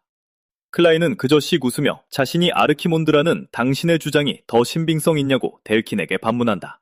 자신의 계획이 역풍을 맞은 것을 본 델킨은 즉시 이를 갈며 입을 다문다. 하지만 이 모든 것은 클라인이 달튼을 제거한 후 다졌던 결의의 일환이었다. 그는 자신의 죽음 위에 세워진 라인란트 가문을 자기 손으로 직접 재건하겠다고 맹세했습니다. 클라인은 후손을 자처하는 이 거머리 같은 자들에게 바르클의 유상이 더럽혀지는 것을 용납하지 않았고 반개 가문들에게 주제를 파악하게 해주는 것이 클라인의 계획의 시작이었습니다. 잠시 후 누군가 문을 두드리고 지난 회의에 참석했던 예쁜 소녀가 늦어서 죄송하다며 들어옵니다. 그녀는 들어오자마자 푸른 성창 기사단의 단장인 라이아 폴리버로 소개됩니다. 클라인은 그녀가 여기서 무엇 하는지 의아해하며 라이아가 검술 시연 때도 있었음을 떠올립니다. 델킨은 이 일은 폴리버 가문과 아무런 관련이 없으니 그녀가 여기 있으면 안 된다고 말하지만 하인켈은 자신이 라이아를 이 자리에 초대했다고 밝힙니다. 돌턴이 이전에 그녀의 기사단 산하에서 임무를 수행한 적이 있었기에 하인켈은 그녀가 이 회의에 참석할 권리가 충분하다고 생각한 것입니다. 라이아가 자켓을 벗자마자 그녀의 시선이 클라인을 향했고 두 사람의 눈이 마주칩니다. 그러더니 그녀는 클라인에게 손을 흔들며 단둘이 이야기할 수 있는지 묻습니다. 클라인은 갑작스러운 제안에 당황하며 라이아가 왜 자신과 따로 이야기를 나누고 싶어 하는지 궁금해합니다. 클라인은 하인켈이 자신에게 먼저 묻지도 않고 라이아에게 단독 면담을 허락하자 불쾌감을 느낍니다. 설상가상으로 하인켈은 너무 오래 걸리지 않게 하라고 그에게 말합니다. 클라인은 이 모든 상황이 짜증났는데 특히 그가 기사들을 좋아해 본 적이 한 번도 없었기 때문입니다. 하지만 잠시 생각한 끝에 그는 이것이 오히려 자신에게 유리하게 작용할 수도 있음을 깨닫습니다. 클라인은 라이아가 자신과 은밀한 대화를 원하는 이유가 검증, 의심, 혹은 일종의 시험이라는 세 가지뿐이라고 결론짓습니다. 그녀의 의도가 무엇이든 그는 그녀가 던지는 어떤 수작에도 맞설 준비가 되어 있습니다. 그러고 나서 그는 양해를 구하고 도살장으로 끌려가는 어린 양이 된 기분으로 라이아의 뒤를 따릅니다. 그럼에도 클라인은 물러설 생각이 전혀 없었으며 특히 분명한 목표가 생긴 지금은 더 이상 문제들로부터 도망치고 싶지 않았습니다. 사실 그는 이미 자신의 야망을 이루기 위해 상대가 누구든 주변의 모든 사람을 이용하기로 마음먹은 상태였습니다. 몇 분 후 두 사람은 별실로 들어갔고 문이 닫히는 순간 라이아가 갑자기 야릇한 자세로 클라인을 벽으로 밀어붙입니다. 그것만으로도 충분히 충격적이었지만 그녀는 곧바로 그를 만져봐도 되냐고 묻습니다. 갑작스러운 벽치기만으로도 충분히 당황스러운데 라이아의 기이한 요구까지 더해져 클라인은 완전히 허를 찔려 혼란에 빠집니다. 라이아로 말할 것 같으면 그녀는 라이난트 가문과 함께 3대 공작 가문 중 하나인 폴 와이번 가문의 장녀이며 창술에 아주 능합니다. 그 덕분에 그녀는 푸른 성창 기사단의 단장 자리에 올랐습니다. 그녀의 뛰어난 재능을 증명하는 무수한 기록들이 이를 뒷받침해줍니다. 그녀는 예전에 민간인들을 보호하면서 동시에 마물대 전체를 홀로 쓸어버린 적도 있습니다. 그녀가 클라인에게 빨리 따라오라며 거칠게 명령하지만 클라인은 누가 봐도 바로 뒤에 따라가고 있다며 항변합니다. 라이아는 클라인에게 우리는 친한 사이가 아니니 가족이라고 착각하지 말라고 말합니다. 이전에 클라인은 아버지로부터 자신의 이모가 폴 와이번 공작의 둘째 부인이며 따라서 라이아가 자신의 사촌이라고 들었습니다. 이것이 클라인이 아버지에게 들은 내용이었지만 라이아는 첫째 부인의 딸이었기에 두 사람 사이엔 아무런 유대감이 없었고 이는 곧 완전한 타인이라는 뜻이었습니다. 바로 그때 라이아가 개인적으로 확인해 볼 게 있다며 클라인을 벽으로 밀어붙인 것입니다. 그녀는 귀여운 입술을 가까이 들이밀며 우리 주인공에게 그를 만져도 되냐고 묻습니다. 이 말을 들은 클라인은 라이아의 속셈이 대체 무엇인지 궁금해하며 머릿속에 수만 가지 질문이 스쳐 지나갑니다. 클라인이 그녀를 이해해보려 하지만 그녀는 확인하겠다며 그의 팔을 움켜쥡니다. 그녀는 클라인의 몸을 꾹꾹 누르며 피부의 결을 확인하기 시작합니다. 그녀는 그의 손에 흉터나 물집이 단 하나도 없음을 확인하고 클라인의 손을 아기 손에 비유합니다. 라이아는 검술의 달인들은 손에 굳은 살이 없다는 것을 인정하지만 적어도 단단해지는 특정 부위가 있다고 말합니다. 검사를 마친 후 그녀는 클라인의 얼굴을 뚫어지게 쳐다보며 그의 손에는 검술의 흔적이 전혀 없으니 검을 잡아본 적이 없다는 것을 확실히 알겠다고 말합니다. 그러고 나서 라이아는 그가 어떻게 훈련받은 기사인 돌턴과 20명의 용병들을 물리칠 수 있었는지 혼란스러움을 표합니다. 그때 라이아는 다른 힘을 숨기고 있는 거냐며 핵심적인 질문을 던지지만 클라인은 그녀를 밀어냅니다. 클라인은 코웃음을 치며 자신이 아르키몬드라도 된다는 뜻이냐고 라이아에게 묻습니다. 짧은 대화만으로도 클라인은 라이아가 얼마나 위험한 인물인지 단번에 알 수 있었는데 그녀는 단순한 호기심을 넘어 대답이 아닌 반응을 적극적으로 이끌어내려 했기 때문입니다. 지금 상황에서 침묵은 곧 인정하는 꼴이 될 것이고 망설이는 듯한 태도는 그녀의 의심을 확신으로 바꿀 뿐이었습니다. 이를 깨달은 클라인은 이곳을 빠져나갈 유일한 방법이 그녀보다 더 공격적이고 자신감 있게 나서는 것뿐이라는 것을 알아차립니다. 클라인은 당당하게 입을 열며 자신이 정말 아르키몬드라면 그게 무슨 문제라도 되냐고 라이아에게 묻습니다. 그가 말을 채 끝내기도 전에 라이아는 그를 비웃습니다.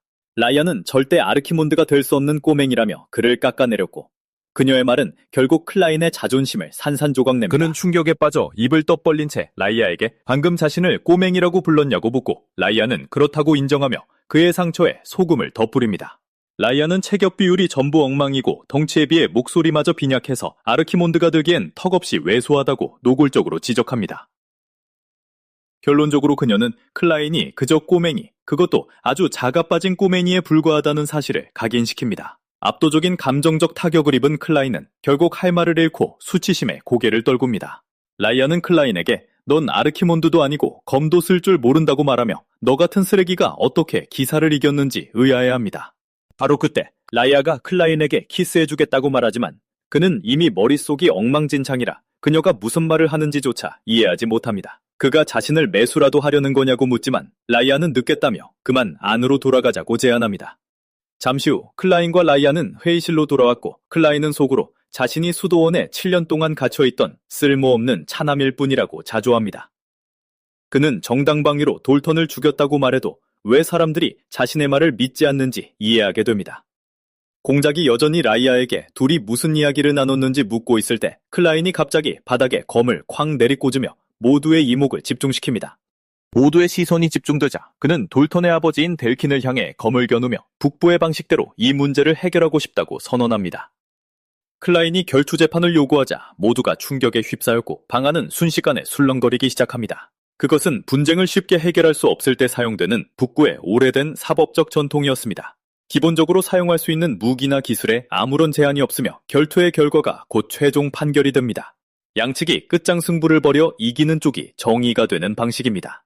델킨은 경악을 금치 못하며 클라인에게 대체 왜 이런 방식을 택하는 거냐고 따져 묻습니다. 하지만 클라인은 그래야 할 이유가 100가지도 넘는다고 말해줍니다.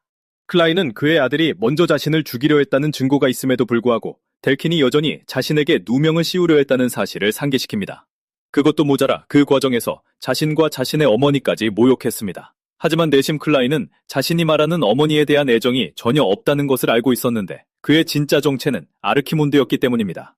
델킨이 말을 더듬기 시작하자 클라인은 귀족들을 기다리게 하지 말고 빨리 결정을 내리라고 재촉합니다. 델킨은 주위를 둘러보며 귀족들이 이미 결투 재판이라는 발상에 흥분해 있다는 사실을 깨닫습니다. 클라인의 아버지 역시 나서서 결투의 결과가 최종 판결이 될 것을 모든 사람에게 보증합니다. 그가 이전의 모든 증거는 무효라고 선언하자 그 말을 들은 델킨은 이를 자신에게 유리하게 이용할 수 있음을 깨닫습니다.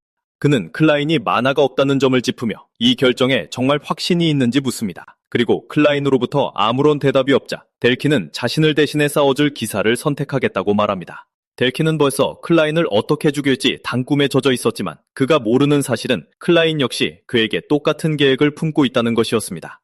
두 사람이 결투에 동의하자 공작은 4일 후에 결투를 치르겠다고 선언합니다. 그들은 몰랐지만 클라인은 아무 이유 없이 상황을 키운 것이 아니었으며 이는 그가 계획한 일의 시작에 불과했습니다. 그는 델킨을 발판 삼아 가문을 허물고 다시 세우려는 자신의 계획을 다른 반개 가문들에게 똑똑히 보여줄 생각이었습니다. 나중에 클라인이 결투 재판을 선택했다는 소식을 들은 델레이는 이렇게 극단적이고 위험한 길을 택한 것에 대해 그를 꾸짖습니다. 그가 얼마나 위험한 일인지 알고 있냐고 묻자 클라인은 자신도 그 위험을 충분히 인지하고 있다고 그를 안심시킵니다. 클라인은 아버지도 이미 받아들인 일이니 형도 그냥 받아들여달라고 설득합니다. 델레이는 너무 걱정된 나머지 자신이 클라인의 대전사로 나서겠다고 제안하지만 클라인은 거절합니다. 클라인은 반개 가문들이 호시탐탐 그들을 끌어내리려 함에도 불구하고 자신들이 권력을 유지할 수 있는 이유는 단 하나뿐이라고 델레인에게 말합니다.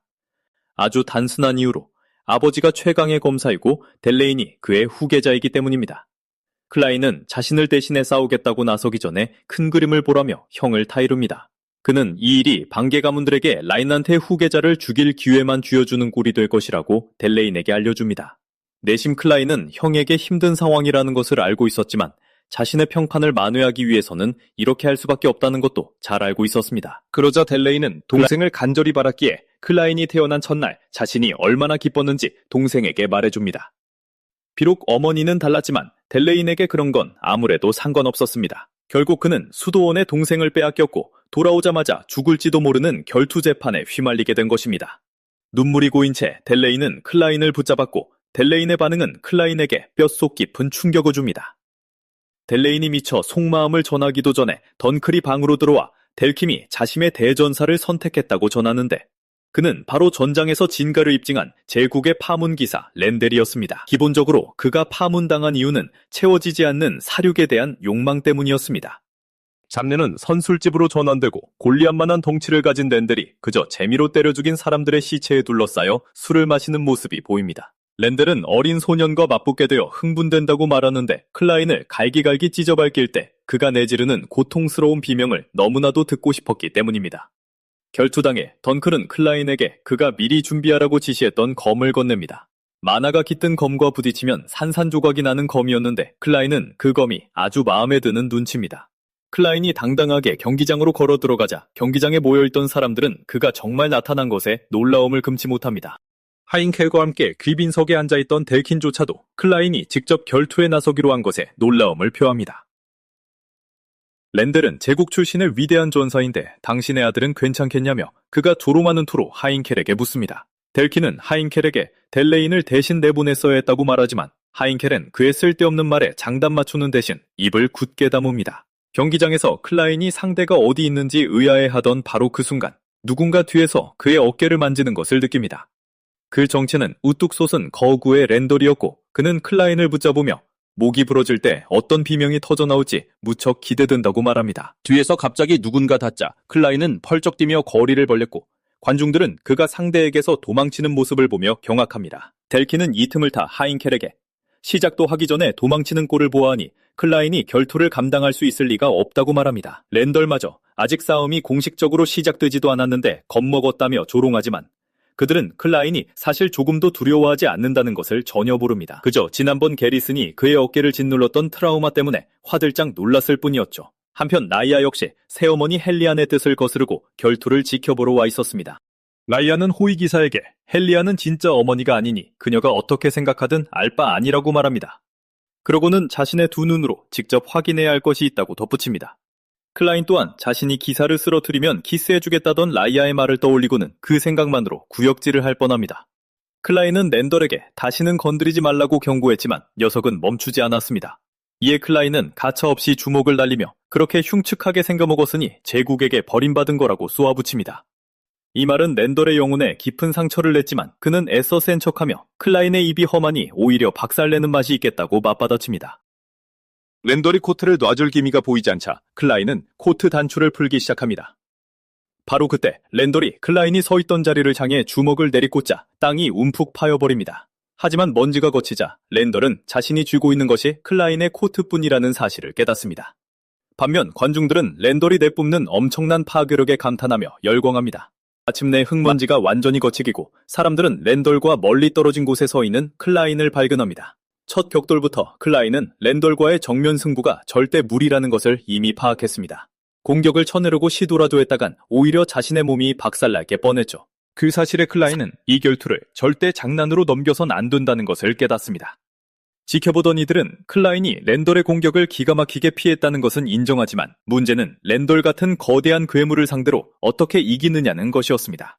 딜레이는 클라인이 이 싸움에서 죽을 거라는 사람들의 수군거림을 듣고 두려움에 휩싸입니다. 랜덜이 클라인을 향해 달려들며 다시 움직이지만 클라인은 주먹을 피한 뒤 검집에서 검을 뽑아둡니다.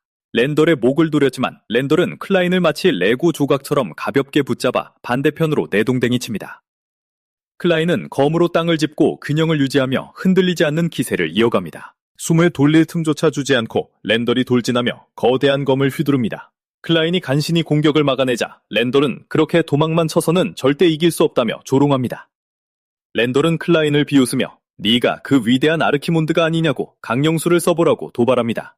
이 말을 들은 클라인은 분노하고 그 분노에 억눌려 있던 마귀가 새어나옵니다. 랜덜은 그 기운을 감지하고 공포에 질려 뒤로 펄쩍 뛰어 물러섭니다. 구경하던 이들조차 랜덜이 왜 갑자기 뒤로 물러섰는지 의아해했지만 그들은 그저 랜덜이 클라인을 봐주고 있을 뿐이라고 착각하고 있었습니다. 반면 랜덜은 클라인의 온몸을 감싸며 부풀어 오르는 아르키몬드의 불길한 기운을 똑똑히 느낄 수 있었습니다. 레키는 자신의 기사가 이상하게 행동하자 당황하지만 그때 클라인은 랜덜에게 강령술은 쓰지 않을 테니 걱정하지 말라며 안심시킵니다. 라인란트의 일원으로서 클라인은 이 경기장이 오직 검으로만 자신을 증명해야 하는 곳임을 알기에 당연히 강령술을 쓸 생각은 추호도 없었습니다. 관중들은 클라인의 이름을 외치며 환호하기 시작했고 분위기는 순식간에 반전됩니다.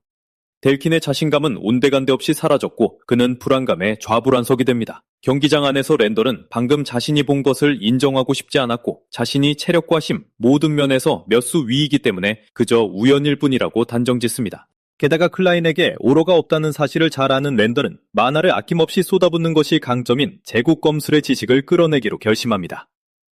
이는 호흡과 근육, 심지어 혈류까지 극대화하여 모든 감각을 극한으로 끌어올리는 기술입니다. 전신에 오로가 폭발하듯 뿜어져 나오는 가운데 랜덜은 클라인이 미처 반응하기도 전에 끝장낼 작정으로 그를 향해 돌진합니다.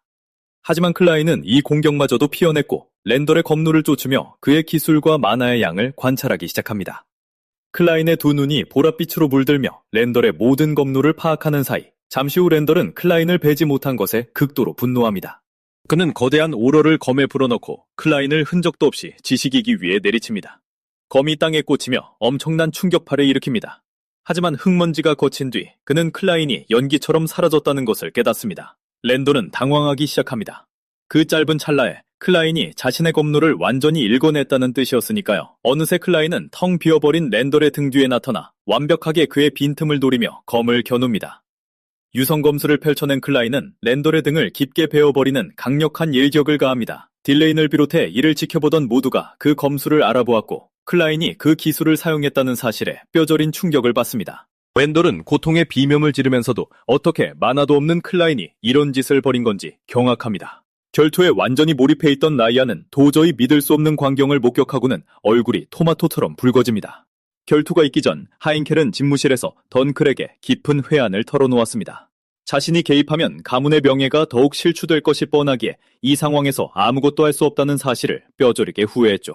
하지만 클라인의 상대가 결코 승산이 없는 산전수전 다 겪은 전사였기에 그의 걱정은 깊어져만 갔습니다. 던클은 클라인에게 승산이 없음을 알면서도 왜 결투를 허락했는지 그에게 물었습니다. 하인켈은 클라인이 돌아가신 어머니를 위해 나섰다며 그가 아르키몬드로 낙인 찍혀 수도원에 갇혔을 때 구해내지 못한 자신을 스스로 혐오한다고 답했습니다. 그 때문에 하인켈은 지금의 클라인을 막을 자격이 없다고 생각하며 자신의 무능함을 뼈저리게 질책했습니다. 그러나 던클은 클라인이 이기지 못할 싸움은 결코 걸지 않는다며 그를 안심시켰습니다. 아들이 싸우는 모습을 두 눈으로 직접 확인한 공작은 던클의 말이 완전히 옳았음을 깨닫고 엄청난 충격에 휩싸입니다. 라인란트 가문은 자신들이 거주하는 얼어붙은 설원에서 살아남기 위해 마나 소모를 극한으로 줄여왔습니다. 랜덜이 사용하는 제곡 검술은 마나를 단번에 쏟아부어 상대를 압도하는 포식에 비유할 수 있지만 라인란트의 기술은 절제를 바탕으로 합니다. 최소한의 마나로 상대의 빈틈을 파고들어 적은 마나로도 극강의 효율을 발휘하는 경이로운 검술을 구사하는 것입니다. 이것이 바로 클라인이 마나 없이도 가문의 검술을 완벽하게 재현할 수 있는 이유였습니다. 위력은 부족할지 몰라도 클라인은 너 같은 쓰레기를 베기엔 그걸로 충분하다며 랜덜을 압박합니다. 클라인의 조롱에 랜덜의 분노는 극에 달했고 그의 오로가 미친듯이 폭주하기 시작합니다. 그의 몸에서 뿜어져 나오는 엄청난 오로에 경기장 안의 모든 사람들이 공포에 떨며 전율합니다. 델키는 랜덜이 마나 폭발로 상대의 움직임을 순식간에 봉쇄하는 궁극기를 꺼내들자 안도의 한숨을 내쉽니다. 사자의 형상을 띤 마나가 포효하는 가운데 랜덜은 클라인을 단숨에 베어버리려 돌진합니다. 거구가 클라인을 향해 돌진하자 딜레이는 봉생의 안위가 걱정되어 두려움에 떱니다. 그는 클라인에게 조심하라고 소리치지만 클라인은 미동조차 하지 않습니다. 랜덜의 거검이 그를 덮치려는 찰나 클라인이 검을 들어 공격을 막아냅니다. 애초에 그가 부러지기 쉬운 검을 요청했었기에 검은 그 자리에서 산산조각이 납니다. 랜덜은 이를 보고 클라인을 비웃지만 갑자기 입가에 미소를 지은 채 자신을 향해 뛰어오르는 클라인을 보게 됩니다. 클라인은 널 끝장낼 무기가 드디어 완성되었다며 섬뜩한 미소를 짓습니다. 클라인은 마치 하늘을 비행하는 거대한 복수리처럼 랜덜의 알량한 서자가 자신의 기술에 완전히 짓눌려버리는 것을 느낍니다. 랜덜이 미처 깨닫기도 전에 부러진 클라인의 단검이 검을 쥐고 있던 그의 오른팔을 통째로 잘라내버립니다.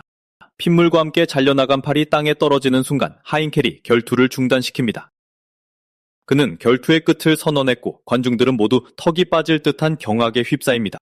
가문의 검술이 최소한의 마나로 구사된다 한들 클라인이 그 모든 과정을 이토록 완벽하고 정교하게 해냈다는 사실에 던클은 감탄을 금치 못합니다.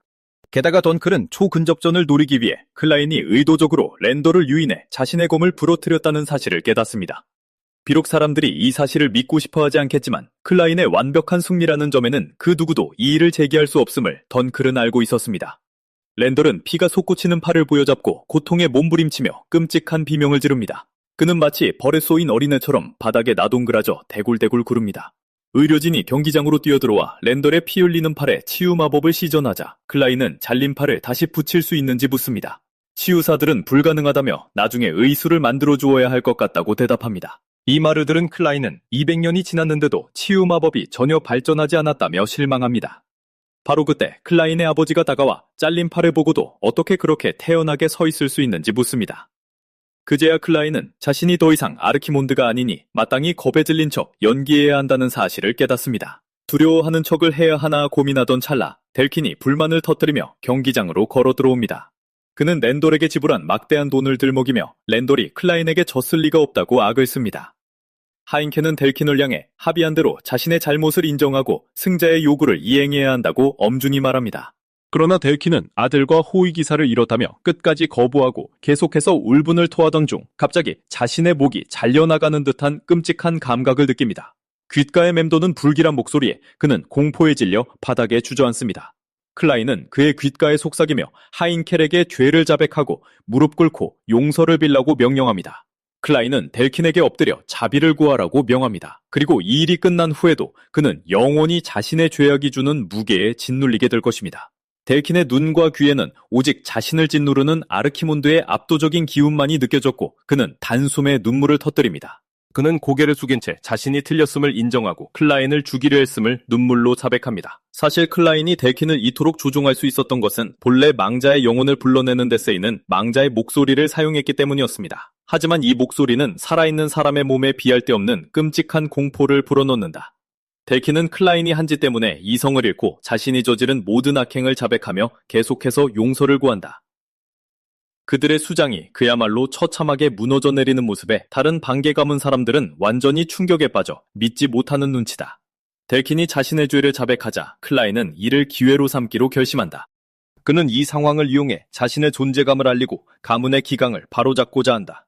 클라인은 모두의 이목을 집중시킨 후 자신이 대공비 클레어 로델라시스의 아들이자 최강의 기사 하인켈 라인단트의 차남임을 선언한다. 그는 가문에 곧 일어날 새로운 변화를 사람들이 받아들일 수 있도록 투기장에 있는 모두에게 자신의 이름을 똑똑히 각인시킨다. 한편 게리스는 모를록 추기경이 기도하고 있는 신전으로 거칠게 들이닥친다. 게리스는 모를록에게 자신이 감시하던 표적이 네크로맨서에게 공격받았다고 보고한다. 그러자 모를록은 그자는 신성기사단과 제국의 협력하에 보내진 것이니 모든 게 계획의 일부라며 걱정할 필요 없다고 말한다. 모를록은 네크로맨서가 순수한 공포를 조작하는 존재라고 언급한다. 결국 네크로맨서가 나타나면 모두가 두려움에 떨게 될 것이고 결국 사람들은 신에게 의지하게 될 거라는 것이다. 모를록이 그 덕분에 많은 이들이 신성기사단으로 돌아올 거라며 쓰레기 같은 망발을 짓거리던 그때 게리슨이 그의 목을 움켜준다. 게리슨은 성전의 하인이 정치질에 빠져 악과 타협했다는 사실에 극도로 분노한다. 그는 모를록의 머리가 으스러질 때까지 목을 조르는 손에 힘을 준다. 바로 그때 흰옷을 입은 신성기사단의 대주교 팔라모넬이 신전 안으로 걸어 들어온다.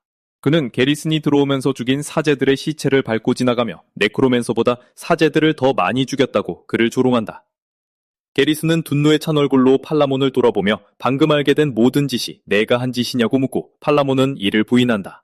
하지만 그는 자신이 허가한 일이라고 말하며 게리슨에게 전해줄 정보가 있어서 왔다고 말한다.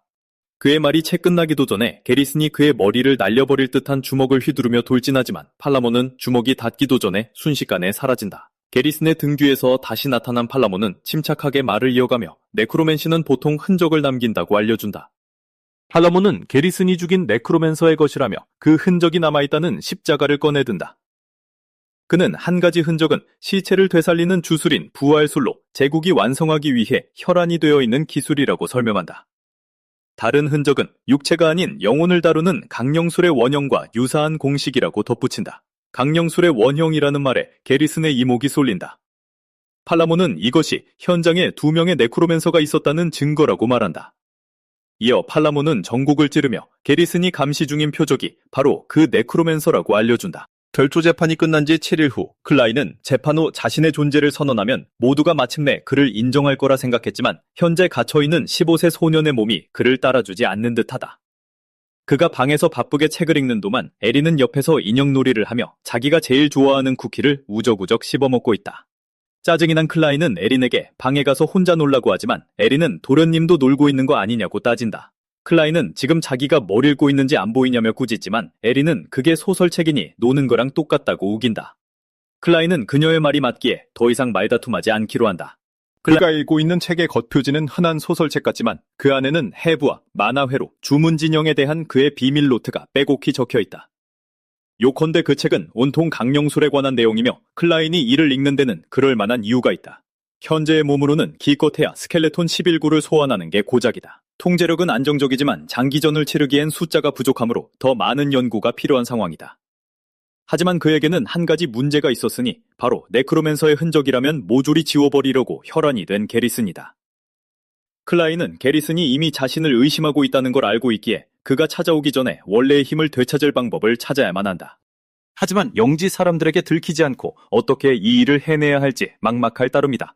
그 후 클라인은 아버지의 집무실로 불려가고 아버지는 광산 근처에서 언데드가 목격되었다는 보고를 받았다고 말한다. 실전이야말로 최고의 연구이기에 클라인은 지체 없이 조사를 위한 임무에 자원한다. 하인켄은 사상자가 발생했다는 보고 때문에 걱정하지만 클라인은 걱정하실 필요 없다고 아버지를 안심시킨다. 결투 재판 이후 아버지는 마침내 그를 인정하게 된 것이다. 게다가 언데드와 관련된 사건이기에 클라인은 이전에 자신을 공격했던 놈들과 연관이 있는지 확인하고 싶어한다.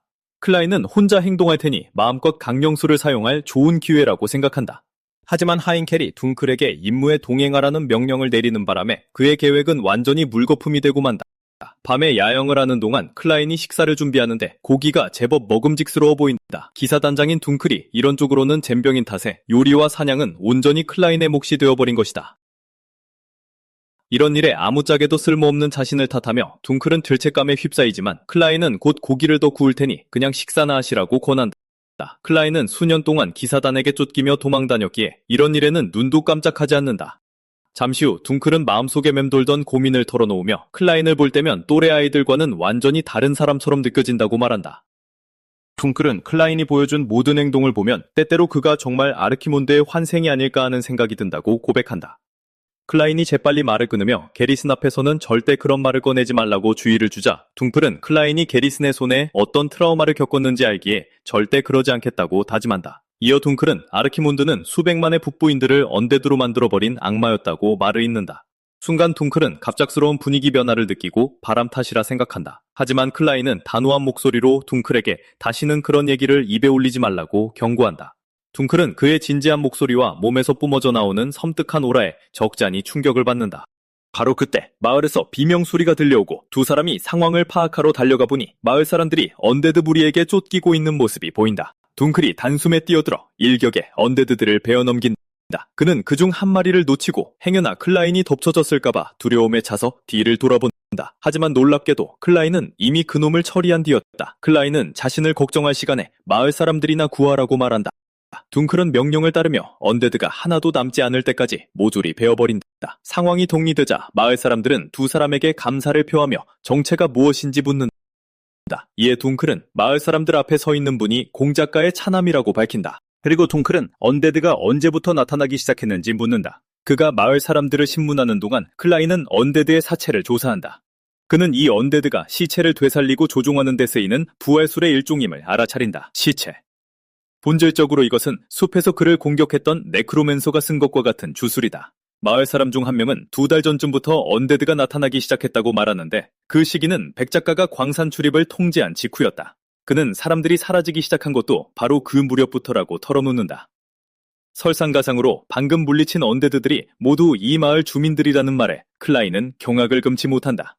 갑자기 마을 사람 중 한 명이 클라인의 멱살을 틀어주며 진짜 라인란트 가문 사람이 맞냐고 따져 묻는다.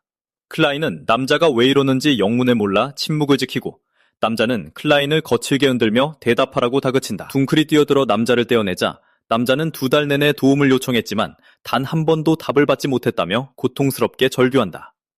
이제야 나타나서 언제부터 일이 시작됐냐고 묻는 뻔뻔한 태도에 그는 분통을 터뜨린다.